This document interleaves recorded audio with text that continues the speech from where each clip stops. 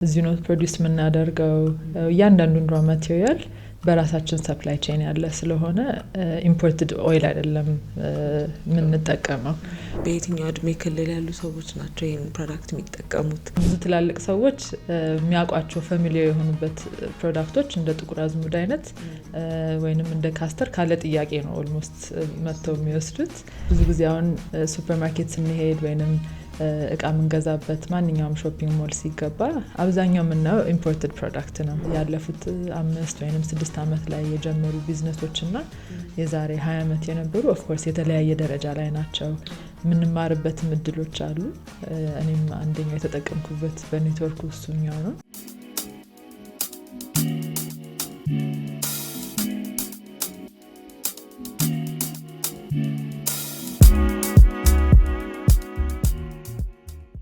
ሰላም፣ ይህ በእሷ ኔትወርክ አዘጋጅነት በሪኒው ካፒታል አስተባባሪነት የሚቀርብላችሁ የእሷ ታሪኮች የተሰኘው ፖድካስታችን ነው። በዚህ ፖድካስት የእሷ ኔትወርክ አባላት ኢትዮጵያዊት ስራ ፈጣሪዎችን ከወቅ ሴት የቢዝነስ ሰዎችና ስራ አስፈጻሚዎች ጋር ስለ ድርጅቶቻቸው፣ ስለ ቢዝነስ ጉዟቸውና ስለ እሷ ኔትወርክ ቆይታቸው አጠር ያለ ውይይት የምናደርግበት ፖድካስት ይሆናል።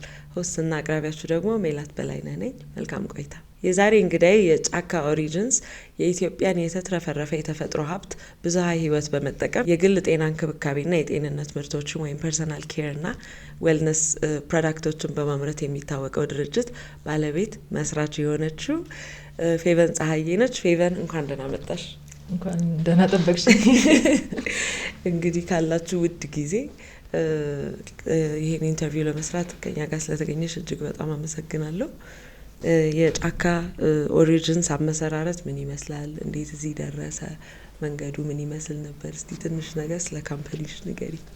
ስለጋበዝሽንም አመሰግናለሁ። ለዚህ ምድል ፌቨን ፀሐዬ ይባላለሁ። የጫካ ኦሪጂንስ መስራች ነኝ። በፈረንጅ አቆጣጠር 2020 ላይ ነው ጫካ ኦሪጂንስ የተጀመረው። አላማው ደግሞ ይሄን ሁሉ የኢትዮጵያ ባህላዊና በብዙ አቅጣጫ የሚገኙትን እጽዋቶች እንዴት ለጥቅም እናውላቸዋለን።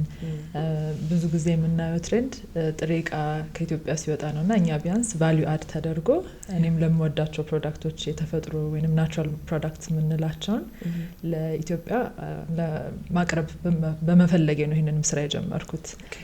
ያው መነሻችንም ብዙ ጊዜ ደን አካባቢ የሚገኙ በባዮዳይቨርሲቲ እና በኢንዲጂነስ በምንላቸው ፕላንቶች ዙሪያ ስለሆነ ብዙ ቆንጆ ነገሮች ያሉት እዛ አካባቢ ያሉትን ኮሚኒቲዎች አብረን ከነሱ ጋር እየሰራን የጥሬ ዕቃውን ተረክበን ፕሮሴስ ያደረግን ኮስሞቲክ ዘይቶች ለቆዳም ይሆን ለፀጉርም ይሆን ለውበት ወይንም ለፍሬግረንስም የሚሆን ወይንም ለሽታና ለመዓዛማ እነሱ ነው ፕሮዲዩስ የምናደርገው በዋነኝነት።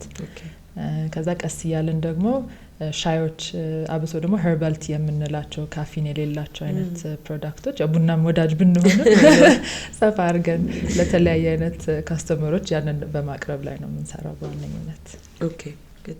ሶ በ2020 ተመሰረተ። አሁን ምን ላይ ይገኛል ጫካ ኦሪጂንስ? ምን ፕሮዳክቶች አሉት? የት ነው የሚሸጠው? ኢትዮጵያ ውስጥ ነው አይ ቲንክ ፕሮዳክቶቻችሁ ሜንሊ የሚሰራጩት። ሶ እስቲ ስለሰራችሁ ንገሪ። እሺ ስጀምር ያው የነበረው እኔ ብቻ ነበርኩኝ ለብቻዬን። ከዛ በኋላ ነው ቀስ እያልኩኝ ባልደረቦቼን አብሮኝ ያው እየተጓዘን ያለ ነው እስካሁን። አሁን ወደ 11 ሰው ነው ያለን ኢንተርናል ስታፋችን ላይ። እንዴት ነው አሰራራችን? የጥሬ ዕቃ የምንረከብበት አብሶ ደግሞ ጉራጌ ላይና ከፋ ላይ የራሳችን ስታፍ አለን። እዛ ሆነው ከአርሶ አደር ማህበር ጋራ አብዛኞቹ ሴቶች ናቸው። በጣም ምንኮራበትም ጎን ነው። ከነሱ ጋራ ጥሬ ዕቃ እየተረከብን በደንብ አድርገን ትሬሳቢሊቲም እንዲኖር ኳሊቲውንም ጋራንቲ ለማድረግ ከጫፍ እስከ ጫፍ ያለውን ሙሉ በሙሉ የማጣራትና የማቅረብ ስራ ላይ ነው ያለነው። ይሄንንም እንግዲህ ስጀምር ያው ብዙ በድፍረትና አለ አይደለ ለኔ የምወዳቸውን ነገሮች እንዴት ለሌላም ሰው ማቅረብ እችላለሁ የሚለው ነውና ብዙ ጊዜ አሁን ሱፐርማርኬት ስንሄድ ወይንም እቃ ምንገዛበት ማንኛውም ሾፒንግ ሞል ሲገባ አብዛኛው ምናየው ኢምፖርትድ ፕሮዳክት ነው እና ያንን እንዴት አድርገን ሰብስቲቱት ማድረግ እንችላለን አገር ውስጥ ቆንጆ ምርት የሆኑ እጽዋቶች እያሉ ትንሽ ያንን ወደ ቫልዩ አድ ወደ አብሶ ለኮዝሜቲክስ ላይ የማስፋፋት ስራና ኢንትረስት ስላለኝም ነው ይሄንን ስራ የጀመርኩት። አሁን እንግዲህ ያው 5 አመታችንን ተጉዘናል እና የደረስንበትም ደግሞ ቢያንስ ሰውም በጣም ጥሩ አይነት አስተያየትም ስላለው ቀስ እያልን ያስተዋወቅን ስንመጣ በባዛር ላይ በተለያየ ቦታ ላይ ያስተዋወቅን አሁን ወደ 27 ቦታዎች ላይ እናቀርባለን የራሳችን ሾፕ ሳይሆን ኦሬዲ ለሌሎች ሰዎች ላይክ ሪቴለሮች ምንላቸው ስቶክ ያደርጉልናል። ለምሳሌ ኸርባል ቲዎቹ ፍሬሽ ኮርነር ላይ ይገኛሉ።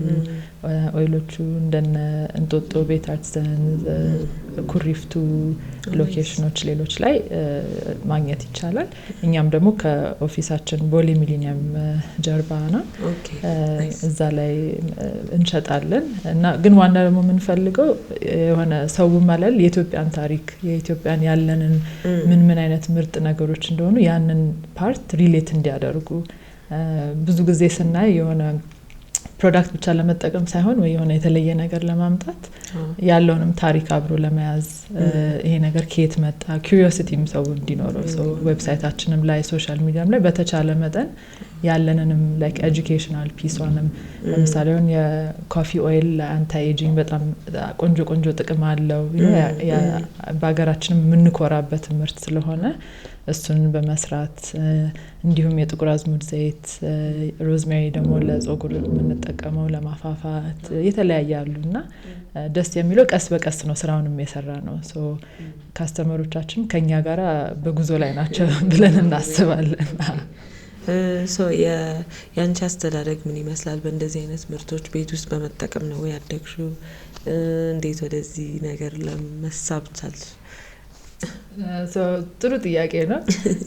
የአንደኛው ፓርት ምንድነው በልጅነት አብሳ አያቶቼ ቤት ሁሌ በጓሮ በኩል የነበሩ አትክልቶች ናቸው ግን ያው በልጅነት ብዙ አፕሪሺየት ለማድረግ ይከብዳል ጠንከርም ስለሚል አንዳንዴ ግን ሁሌ መቼም ማረሳው ጤና አዳም ደማከሴ ሁሌ ከጓሮ ማይጠፉ ነገሮች ናቸውና ወይ የሆነ ሆድ ህመም ሲኖር ወይ የሆነ ምቹ ምናምን ሲኖር ተቀምሞ ይሰጣይ ነበር። ያው በዛን ጊዜ እንዳልኩሽ ምንም አይነት አፕሪሺየሽን አልነበረኝም ማለት ለመናገር።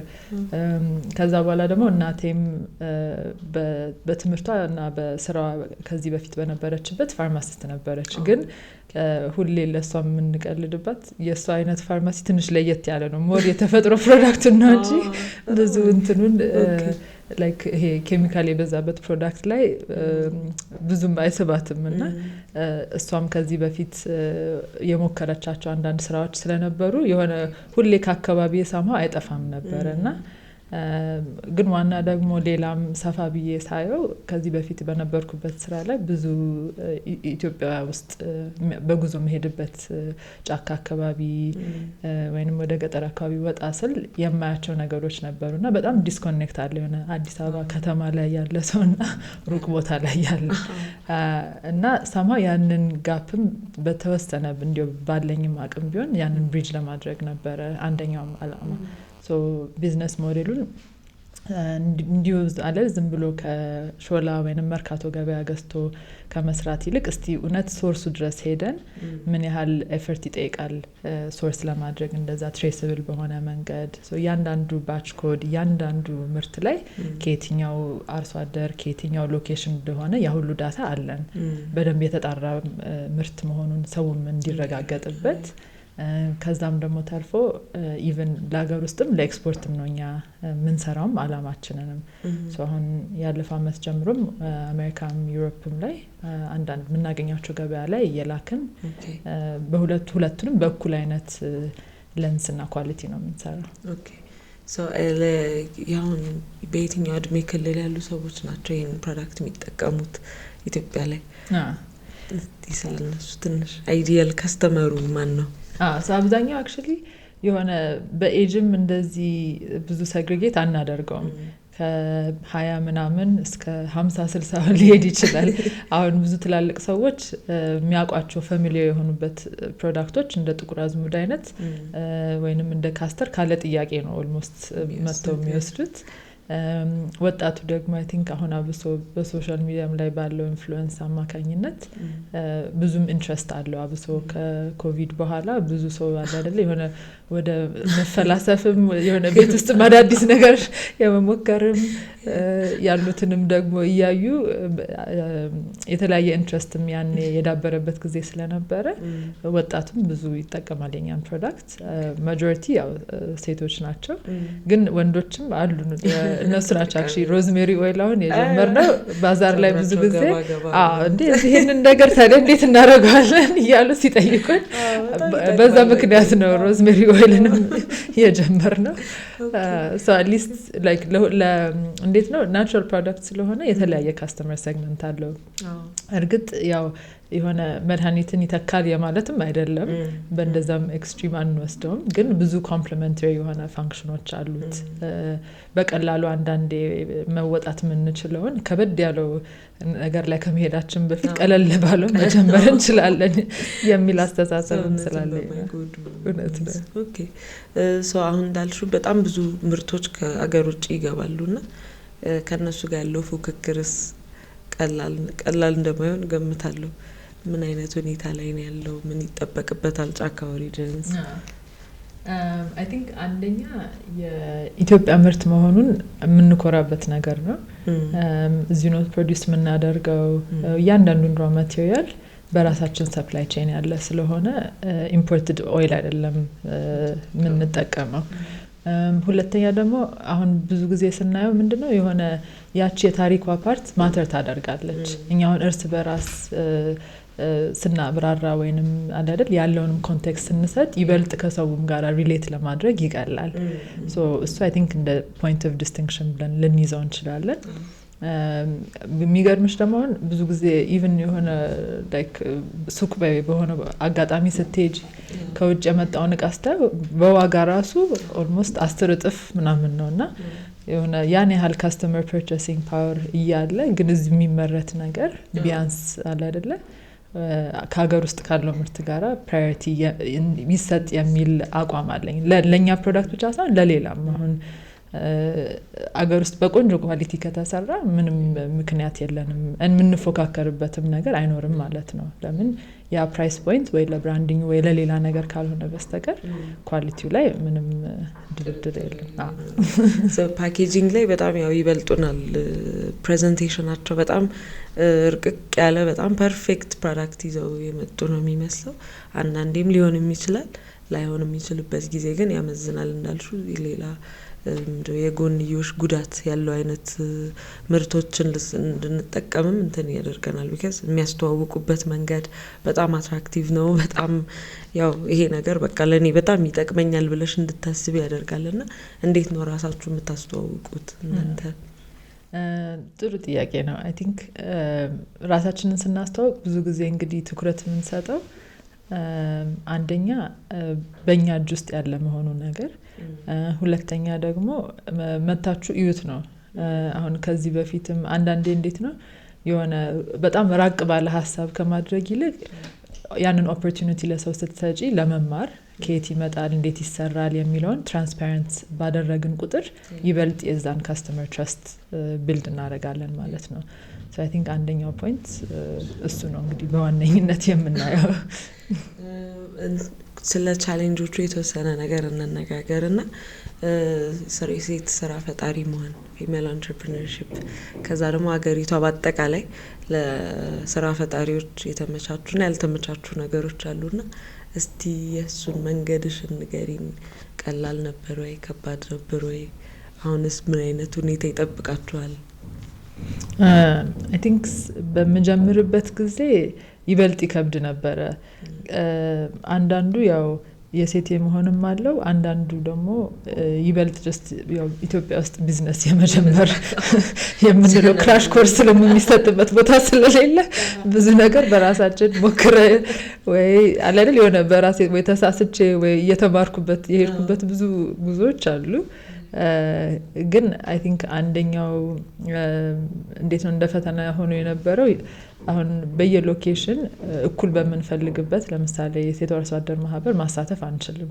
አንዳንድ ያሉትም ካልቸራል ዳይናሚክ ወይንም ሶሻል ዳይናሚኮች ዲክቴት ያደርጋሉና ብዙ ጊዜ እንዴት ነው እንደ ተጨማሪ ኦፖርቹኒቲ አድርገው እንዲያዩት አሁን ከኛ ጋር የሚሰሩት አርሶ አደሮች ለኛ ብቻ አይደለም ምርት የሚያቀርቡት ሌላም ለምሳሌ ቡናም ሊሆን ይችላል ማርም አቮካዶም የተለያየ አይነት ምርት ስላላቸው የኛን ቅመማ ቅመም ወይንም ኸርብ እና ቦታኒካሎች እንደ ተጨማሪ አይነት ኢንካም ሶርስ ሲያዩትና ብዙ ቦታ ሳይወስድባቸው በአጭር ጊዜ ውስጥ ነው ከ4 እስከ 6 ወር በሚፈጅበት ውስጥ አንዳንዱ ስለሚበቅልላቸው ያንን እንደ አድቫንቴጅ እንዲያዩት ሰው የሆነ ስትራቴጂውም ትንሽ ለየት ማለት አለበት ለኮንቴክስቱ ለምን አንድ አርሶ አደር ማለት አንድ ኢንዲቪጁዋል ሳይሆን አንድ ሙሉ ቤተሰብ ነው ኮሚዩኒቲም ነውና ያለውን ነገር የሆነ በብዙ ውጣ ውረድ ያው መማር አለብን ቢያስባለሁ ግን አሁን የተሻለ ደረጃ ላይም ደርሰን ያሉትንም ኦፖርቹኒቲዎች በደንብ ፖዚሽን ማድረግ ችለናል ቢያስባለሁ። እዚህ ደግሞ የከተማው ስራ ላይ ስንመጣ አይ ቲንክ ሴት ብቻ መሆን ሳይሆን ወጣት መሆን ራሱ የራሱን ሌላ የሚጨምርበት ሁለተኛ ሌየር አለና ግን ደግሞ እዛ ላይ ብዙ የሆነ ትኩረት ስትሰጪው ይበልጥ ስራውን ይሸረሽራል እንጂ ወይ አንቺን አላለ ያለሽን ማንነት ኩዌስችን የማድረጉ ምንም ጠቃሚነት ስለሌለው ይበልጥ ኦኬ ይሄንን ነገር እንዴት አድርጌ ወጣዋለሁ ወንድ መላክ አለብኝ ወንድ ልካለሁ ችግር የለም ያን ያህል ብዙ የሚያጨናንቅ የሆነ ላይክ እንዴት አድርገሽ ዲቫይድና ዳይሬክት ታደርጊዋለሽ የሚለው ላይ መፍትሄው ምንድነው የሚለው ነው እንጂ ብዙ ችግሩን ለመፍታት ብዙ አይ ቲንክ ለውጦች ያስፈልጋል። ግን አይ ቲንክ አሁን በጥሩ ጎኑ ደግሞ ሳየው ይበልጥ አሁን ያለንበት ጀነሬሽን ሞር አይ ቲንክ ኮንፊደንሱም እየጨመረ ሲመጣ ሰው ማለት በማንነቱም አትሊስት አሰርቲቭ ሆኖ መነጋገርና ማቅረብ ራሱን ከቻለ ያንንም ነገር የሆነ ቦታ አይሰጠውም እንደድሮ እና ምኞቴ እንግዲህ በዚህ ይቀጥላል የሚለው አይ ነው ሶ አሁን ብዙ ጊዜ ኢትዮጵያ ብለን ስናስብ እዚህ ከተማ ላይ ያለነው ሰዎች እንደኛ አይነት ሰዎች ብቻ ያሉባት ሀገር ይመስለናል። እንግዲህ ክፍለ ሀገር ውስጥ ከከተማ ርቀው ደግሞ በጣም ዲፕ ሩራል ወይ ገጠራማ ከተሞች ለሚኖሩ ሰዎች አሉ ሴቶች ልክ እንደኛ ወጣቶች አሉ ህጻናት አሉ አዛውንቶች አሉና ሁለቱን የሚያስታርቅ ስራ ነው እየሰራችሁ ያላችሁት። ከነሱ ምርቶቹ ይመጣሉ ወደ ሌላ ቫልዩ ተጨምሮባቸው ያለቁ ምርቶች ወይ ፕሮዳክቶች ሆኖ ደግሞ ይሸጣሉ። እሱ በራሱ በጣም ትልቅ ስራ ነውና በጣም በርቱ ደስ የሚል ነገር ነው እየሰራችሁ ያላችሁት። እኛን ደግሞ ያገናኘን የሷ ኔትወርክ ነውና ከዚህ ቻሌንጆች ምን ያህሉን ፓርት ቀረፈ? እሷ ኔትወርክ ምን ትርጉም አለው ለፌቨን? አይ ጥሩ ጥያቄ ነው። የሷ ኔትወርክ እንግዲህ ለኔ ትልቁ ያስደሰተኝ ምንድነው እንደኔ ወጣት የሆኑ ሌሎችም ሴቶች አንትረፕረነሮች የራሳቸው ቢዝነስም ያላቸው ነባርም ሆነ አዲስ ጀማሪዎች የሆነ የምንገናኝበት ብዙ ኮሞናሊቲ ስላለ ያንን ባሪየር አቀለለው ለመነጋገርም ሆነ ደውሎ ጥያቄም ለመጠየቅ እንደዚህ አይነት ላይክ ሞር ዳይናሚክ የሆነ ኔትወርክ በመኖሩ ደስተኛ ነኝ። ሰው ምን ጥቅሞች አገኘሽበት ስትገናኙ ከተለያዩ ሴት ስራ ፈጣሪዎች ጋር? ሀሳቦች መቀያየር እንዳለ ሁሉ አሁን እንዳልሽው ቻሌንጁ ደግሞ አብዛኛውን ፓርት የሚይዘው እኔም እንዲያጋጥሞኛል እኔም እንደዚህ ያጋጥሞኛልና ይሄንኛው ብዙ ቢበዙ እንደዚህ አይነት ኔትወርኮች ምን ይመስልሻል? ምን አይነት ምንድነው ሀሳብ ይኖርሻል? ሰው እንደዚህ አይነት ኔትወርኮች ቢበዙልን ይጠቅመናል ኦብቪየስሊ። ከዛ ደግሞ እናንተ ደግሞ በልክ ከሰዎቹ ጋርም ለመገናኘት የራሳቸውን ፕሮዳክት ሾኬስ ለማድረግ ምን ያህል ጥቅም ይኖራቸዋል እነሷ ኔትወርክና መሰሎቻቸው? አሁን የእሷ ኔትወርክ ሌሎች አሶሲዬሽን ባለመኖሩ ሳይሆን እንዴት ነው ላይክ ሜቢ የሆነ ሌላ ኤጅ ግሩፕ እና ሌላ ዴሞግራፊክ አለ በሚል ነው ይመስለኛል ካልተሳሳትኩኝ መነሻው። ሶ በዛ ስታዩ አብሳውን አዳዲስ ያለፉት 5 ወይንም 6 አመት ላይ የጀመሩ ቢዝነሶችና የዛሬ 20 አመት የነበሩ ኦፍ ኮርስ የተለያየ ደረጃ ላይ ናቸው። ምንማርበትም እድሎች አሉ። እኔም አንደኛው የተጠቀምኩበት በኔትወርክ እሱኛው ነው። ግን ደግሞ የሆነ አሁን ያሉትን ቻሌንጆች እኛ የምናልፋቸውን እነሱ ኦሬዲ ወይ አልፈው ወይ ደግሞ ሌላ ሰርከምስታንስ ላይ ሊሆኑ ይችላሉ። ሶ ያንን ፓርት ብሪጅ የማድረግ አይ ቲንክ አንደኛው ቤኔፊቱ የኔትወርኩ ጥሩ ነው። እንደዚህም አይነት ኔትወርኮች መስፋፋታቸው ጠቃሚ ነው እንጂ ምንም አይነት ጉዳት የለውም። ሞር ያው ስፔሻላይዝ እያደረገም ሊመጣ ይችላል። በኢንዱስትሪም ደረጃ ሊሆን ይችላል። ለምሳሌ ፐርሰናል ኬር እና ዌልነስ እየተስፋፋ ሲመጣ የእሱ ለብቻውን ሊኖር ይችላል እና ጥሩ ነው አላማው።